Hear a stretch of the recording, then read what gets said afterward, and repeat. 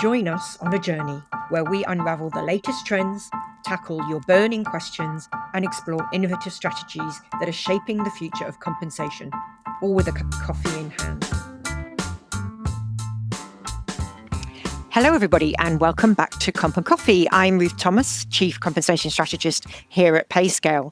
And in this episode, we're going to be talking about Payscale's 10th annual salary budget survey, which reveals planned pay increases for 2026. We see in the report that those planned increases are dipping slightly from 2025, and economic uncertainty is now replacing competition for talent as the top reason for those budget changes. This does create a challenging environment as we start to move into that year-end planning season and the budget setting season. And so this episode today is really to consider that and think about how we can think about making those numbers work for you. And I'm delighted today to be joined by two guests who can help me unpack the data both from the survey and in terms of providing solutions for you managing in a constrained budget environment. So I'm welcoming back to the podcast Amy Stewart. Welcome, Amy. Amy's our Principal of Research and Insights at Payscale. I'll let her introduce herself in a moment.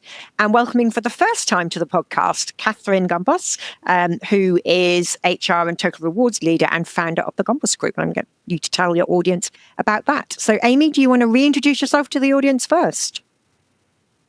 I would be delighted. Thank you so much, Ruth. Yes, I am Amy Stewart. I am the Principal of Research and Insights here at Payscale. I am also the one who creates or helps create our reports for Payscale. So the salary budget survey that we're going to talk about today, that is a report that I was involved in the production of. So I'm happy to be here and to provide some insights into what it says and some of the context economically around what it means. Thank you. And Kathryn, would you like to introduce yourself to the audience for the first time? Yes, happy to. Thanks for having me. I am Kathryn Gombos. I have been in the total rewards and HR space for over a decade. Advising clients primarily, spent some time in-house as well. And about 3 years ago, I founded Gombos Group. And we're having fun solving pay and HR challenges at client organizations. Great. So thanks for having two me. different voices today to tackle this one topic, which is really the headline data that we're seeing around the direction of pay budgets as we think about going into 2026. So let's start there, Amy, with our survey headline. Do you want to tell us, first of all, about the salary budget survey and what were the key headlines we saw coming out of that?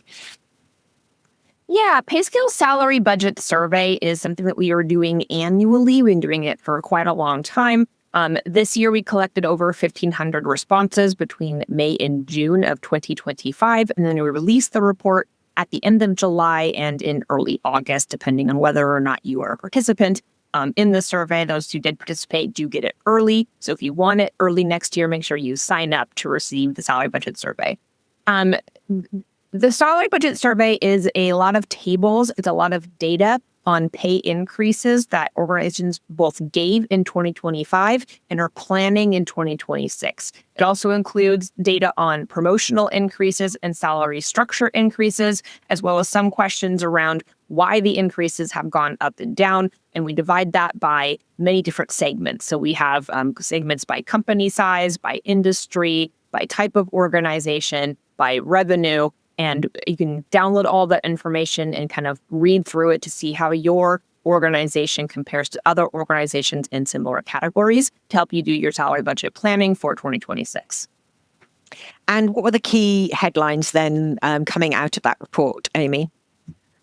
Yeah, so as you mentioned, the really big headline is that salary increase budgets are going down. And I don't think that this is surprising for a number of reasons. We saw salary increase budgets go up following the COVID-19 pandemic. Prior to that, they were pretty consistent year over year for a decade or more. We could, set your clock by the 3% average salary increase budget, which is above inflation to allow for merit considerations. And since then, it has just been this volatile, fluctuating thing where every year you have to assess what is going on in the labor market, what is going on economically, what your peers are doing when it comes to compensation management, and then make adjustments accordingly to try to attract and retain that talent that you need to maintain or grow in the coming year. This year is particularly interesting because we are seeing a really stagnant job market, which is, I think, going to impact pay increases and might impact them even beyond the survey data that we did in the spring. So we'll run another survey. Our compensation best practices survey will run in October, and that will ask the same questions to audiences so that we can get updated numbers at the beginning of the year. But in salary budget survey, the big news is that for the United States, it's gone down from 3.6% to 3.5%, and for Canada from 3.4% to 3.3%. The median is about the same. We took a median view of that as well, 3.5% for the United States and 3.5% also for Canada for 2026. So we're looking at numbers that are higher than they were before the COVID-19 pandemic, and that's because of stubbornly high inflation. But we are also seeing organizations struggle with the labor market, with hiring, with growth projections, which may impact salary budgets that organizations have to work with going into 2026. So, Kathryn, hearing that data from the salary budget survey report, does that surprise you at all? No, I think that, this is some of the headwinds that we've seen coming for some time here. And it's valuable to have, salary survey budget data like this to help guide us as we have to think through and make these decisions. Yeah. But not surprising at this time. And I think what was interesting, or I agree with you, Amy, the trend, the downward trend wasn't a surprise, but it was that, I think it was like a 17% jump in the number of organizations said that it was concern around economic volatility that was the main reason why they were predicting that downward budget trend, rather than it being previously it's been focus around labor supply, Amy, hasn't it? That is correct, yes. Particularly leading up to the 2019 pandemic, I think labor supply was the big thing that we year over year was, competition for talent, shrinking labor markets. How do you get the skilled talent that you need to compete in a growth-oriented market? And since COVID-19 has gone back and forth, during the Great Resignation,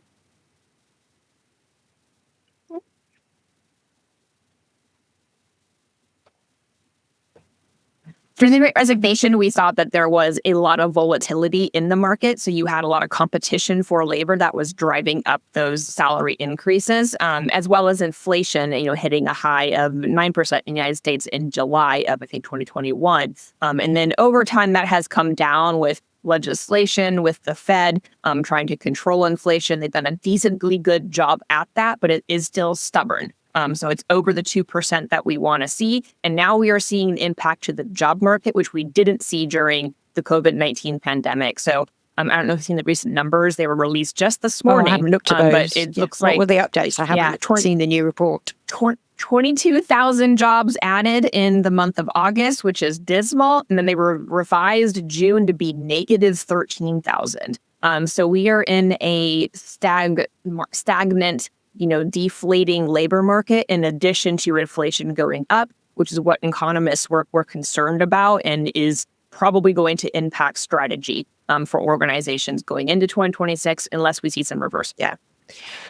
So we know it's the time of year when many comp practitioners and HR practitioners, Kathryn, are starting to think about that year-end preparation. They're probably looking at budget preparation. In this type of environment, how should they think about approaching that? What are the key things they should do?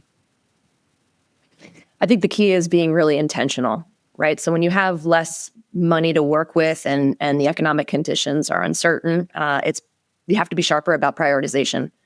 I think the best way to be clear about what you're prioritizing is to anchor your decisions to first your company's strategic direction. So what are you trying to be? What are you trying to do? Where are you going? But then also conduct a market competitiveness assessment and an internal pay equity review. I think those two things together are very important. This is going to inform you on where to place your bets, which means aligning pay decisions to your biggest retention risks and your critical roles, right? The people and the functions that are going to take you further towards your strategic goals. I think it also means communicating clearly with employees about the why.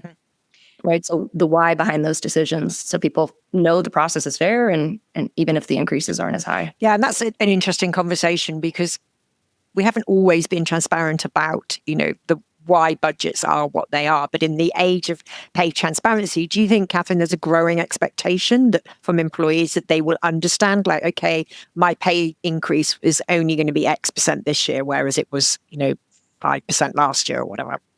Yes, I do agree. I think that people can get on board with frank transparency and they will understand the why, as long as you're consistent in the application of your market and of the data and the decisions that you make.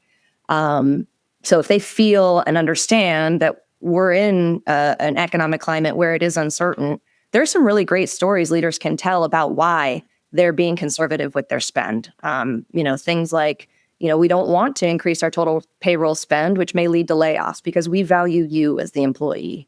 I think it's also okay to say as an organization, we've done a competitiveness assessment, we've done a pay equity study, and we are going to distribute funds to this department because there are some challenges there where this department is all set. And so there will be no increases for them. So I think just being very frank and clear with employees and empowering your frontline leaders and being clear at the senior leadership level about your why. Yeah. I think that transparency actually really helps move the needle, especially in culture context. And another key problem in this situation, obviously, with a smaller budget is managing differentiation, because you're going to have key talent in the organization that you want to retain, but you've got a smaller budget to potentially pay those. So how do you get around that?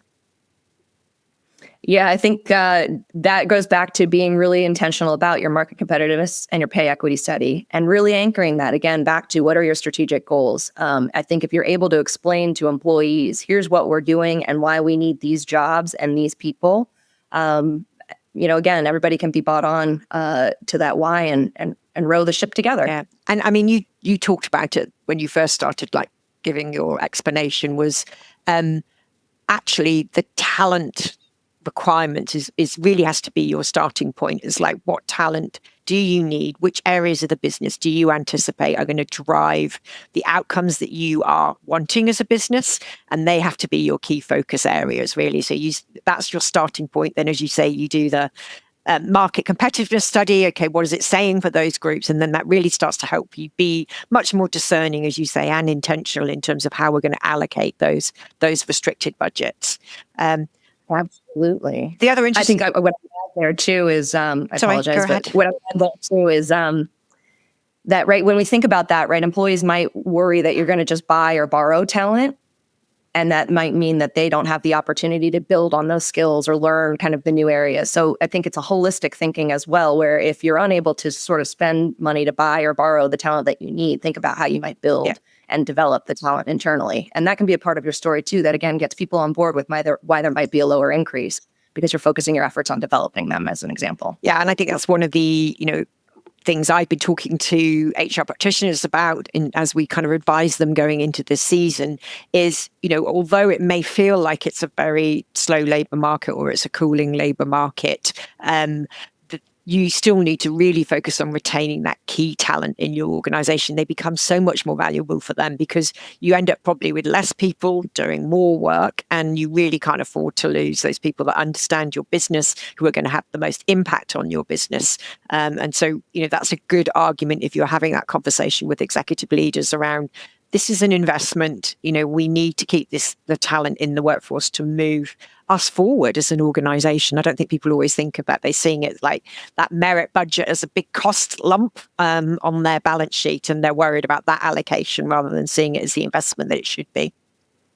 That's right. Right. That difference between kind of the ROI and the VOI, right? That value is there in this one. Now, Amy, in this study, it's not all the same, obviously. We do see some sector differentiation, and it's probably as you would expect it based on what we kind of know is happening in the labour markets. So tech was down 0.5% from that overall 3.5% figure in the US. And then in terms of up was retail and telecommunications were the two. Those were the key, big differences, weren't they? Well, so what we looked at, and there's a table for this if you want to look at the industry overall in the salary budget survey. So if you go to payscale.com, featured content, salary budget survey, you will see that there is a table listing all of the industries that we did segmentation for. And to Ruth's point, Technology was 4% in 2025, so like above everyone else. And now it's 3.5%, which is with everyone else, but is a 5% or I'm sorry, a 0.5% dip from what it was last year. And, we've been seeing the technology industry going through layoffs, going through hiring freezes, going through other challenges as particularly because the interest rates are high, which makes it hard to invest in something like tech. So that has been having an impact on that industry. We see, something different though in healthcare and social assistance. So in healthcare and social assistance, they were down 3.3% last year, and now they're to 3.5%. So they went up 0.2%. 0.2% year over year. Now, healthcare is in an interesting situation because there is a shortage of skilled labor in the healthcare industry, but they are also facing really stiff budgetary challenges, and that is looking to accelerate with the passage of the Big Beautiful Bill Act because it is going to impact Medicaid, which does fund a lot of our healthcare system, especially in rural areas. So if you're in that industry, very interested in hearing from you about what you're seeing. But what I'm hearing from, our customers and who we talk to is that is it's a place to struggle right now in terms of just there's not money to go around to do other things. Yeah, and the telecoms one was interesting because you kind of like, what's going on there? Why is that, seeming to be slightly hot? But when you start to look into that, that's again skill shortages and an increasing convergence with skills in the tech market. So they're starting to compete against each other. And so, that's interesting to see that, they're suffering from skill shortages and that's potentially why we're seeing a slightly higher increase rate in that industry as well. Yep. Okay, so Amy, how can leaders take what's in the salary budget survey and turn it into data-backed decisions for this year-end planning season? That is a fascinating question. So I think most people who are downloading the salary budget survey are looking for what are the overall numbers for my location? What are the overall numbers for my industry? And maybe some other factors that kind of impact what the budget can be, like company size. And then you shouldn't use just this resource. There are other salary budget surveys that are out there that is good to compare to make sure that you're not taking just, one slice of truth as gospel, but comparing that to other things. And then I would also recommend, like, if you are a Payscale customer and you are using our tools, there are things that you can do within for example, the peer networks, to get some additional insights into what is happening for your market and to make adjustments or make a strategy accordingly to make sure that, again, you're attracting and retaining talent that you want. You're accounting for, inflation as much as you can with it, as far as that impacts your workforce, but also taking into account your budget constraints, your limits around that. I will say that we have seen a shift with some organizations exploring just doing straight across the board pay increases for all employees. Starbucks made some waves by publishing that they were going to do that this year. We're evaluating that, like here at Payscale. Like, is that a good strategy? When is it a good strategy? It does certainly simplify the administrative process related to merit increases, which has been a burden in recent years, but you lose the perception of a rewarding merit within your individual talent stream. So you have to consider, is this a year where maybe that makes sense? Are there other ways that you can reward merit outside of base pay increases, like variable pay, rewards, recognition, that type of thing? So some organizations are taking that tact. And I think it kind of depends on how large is your workforce, how burdensome is the process. Do you spend more time figuring out pay increases than those increases are actually worth? If that's the case, maybe that's something to consider. Yeah. I mean, another tactic I've seen in this type of environment is where organizations choose to focus the merit budgets on employees down the pay scales. So, executives maybe will get less or zero base pay increase, but their reward will come through the variable pay programs that they're participating in. And they use this opportunity to focus on retaining, key individual contributor and kind of like junior mid-manager talent. Is that something you've seen happen, Kathryn, in any of the organizations you've worked with?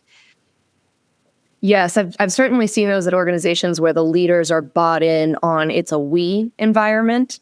And I think that is a really fantastic story for them to share, right? The budget dollars that end up going at the percent of their salary can have a lot of impact on that frontline support level roles. You can treat a lot more employees with that strategy. So what quick win, Kathryn, would you say to comp teams that if they think about putting stuff into practice, what will make a difference for them in terms of planning for 2026? Quick win. I mean, I think if you're, either bandwidth or capacity or capabilities, don't have that necessarily in-house, you might just look at benchmarking some of your critical jobs, sort of looking at a benchmark of jobs within your organization to see what's that level of competitiveness. And, it wouldn't force you to do an overhaul in your structures or, put aside a large market adjustment budget, but it will help you go into conversations with leaders, knowing where you're strong, knowing where you're lagging, and maybe help influence the decision on where you need to make targeted adjustments. Yeah, that's a great tip. Yeah. So I think even in a tightening pay environment, it's still possible to leverage your budgets. We've heard that kind of in the contributions from both Amy and Kathryn. And really what I think is important is avoiding what we know as the peanut butter approach. Unless you're doing that intentionally. You talked about the example of the across the board increases, Amy. But with a minimal sized budget, you do need to think about being discerning about, who you are going to decide to award and who potentially you are going to give less to. And I think really the leaders that succeed here are going to be the ones that plan ahead and focus on linking kind of, as we've said, to merit budgets to overall talent strategy and communicating with clarity, as we've said, which is really important, and keeping their teams focused on the long game. Anything you'd like to add there? What do you think, Kathryn, what's the single most important action HR and Comp Pro should take now to set them up for success in 2026? I would say if you don't have a job architecture in place, get started on that project, on that effort. I firmly believe it's the foundation for all people programs, but arguably business success as well. So I would say get started on that today. And if you don't have one, I wouldn't wait to kind of start influencing conversations on the budgets and being fair in performance management to truly identify who your top talent is, who your high potentials are, and making sure that is a consistent and fair way of evaluating your talent. So I would say those are probably two things that I would focus on from an HR professional perspective, is making sure you've got a strong job architecture in place, and then being clear about how you're managing performance because of how that ties into pay impacts. Yeah.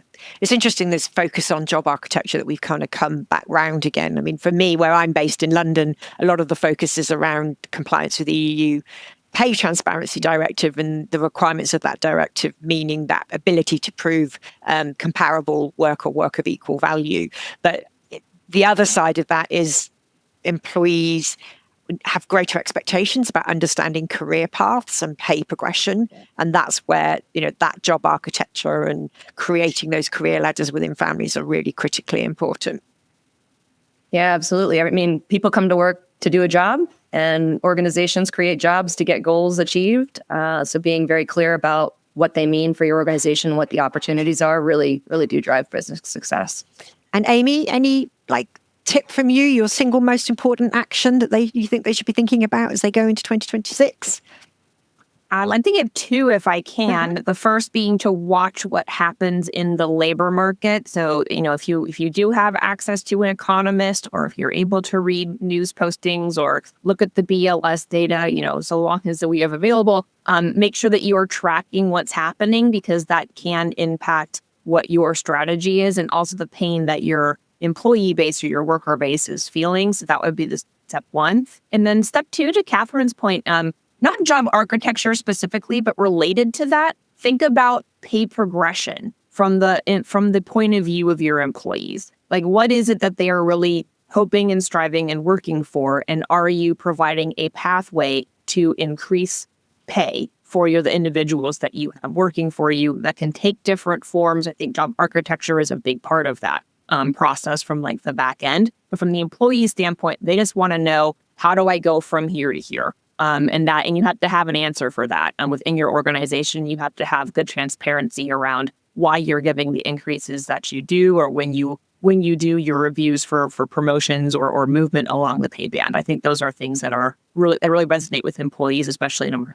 Yeah, it's great. Considering the employee view, is really important. And I think employee expectations are raised so much in today's environment that we really do have to think like what is going to have the most impact with them as well. And thinking about all the options you have across the total reward or the EVP platform in terms of what you can offer them. This is a really good time to lean into potentially other things that you have in your arsenal that you can use, when maybe increasing base pay is something that you have less authority over. So, well, thank you both very much, Amy and Kathryn, for joining me today. Great insights from both of you. I think today's conversation has proved that when budgets shift, your strategy really matters more than ever. If you follow our webinars at Payscale, I delivered a webinar recently on tips for preparing for compensation season. So if you go again to payscale.com under resources on our website, you'll find on-demand webinars. You'll be able to tap into that webinar. And we will link the full salary budget survey in the show notes and comments. And we'd love to hear from you about how you're adjusting your approach for 2026. You can email us at coffee@payscale.com. And we're always here for the questions. And if you have another topic that you would like us to discuss on an upcoming Comp and Coffee episode, or you would like to join me on another episode in the future, then please do get in touch. Again, it's coffee@payscale.com. So thank you, Amy. Thank you, Kathryn, for joining us today. Thank you. Much.